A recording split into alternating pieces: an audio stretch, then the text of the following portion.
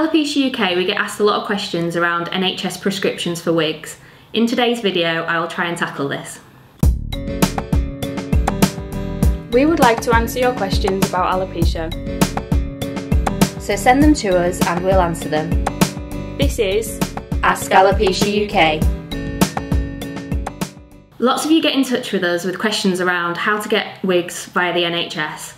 And unfortunately, it's really not an easy topic for us to answer questions on. The reason for that being that throughout the UK, there's so many different things that different NHS trusts are doing. So quite simply, if you live in Scotland, Northern Ireland or Wales, you're able to get a wig on prescription and you shouldn't pay a prescription charge.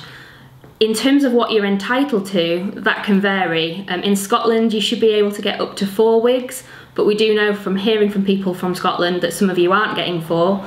And similarly, in Northern Ireland and Wales, some of you are getting 2 wigs a year, some of you are just getting the 1, so that varies, but in those countries, you should be able to get them for free. If you live in England, things are very different.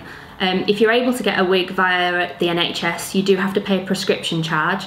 Some NHS trusts will allow you 2 synthetic wigs a year.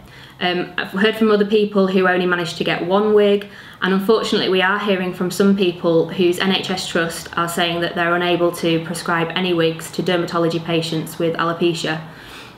So it's really a postcode lottery dependent on where you're living in the UK as to what you can get via the NHS. So to answer the question as to whether you can get a wig via an NHS prescription, unfortunately, there really isn't just one single answer, and it is a case of going to see your dermatologist and finding out what's available in your area. We'd really like to get your experiences on getting wigs via the NHS. We'd really love you to comment below with where you are in the UK and your own experience.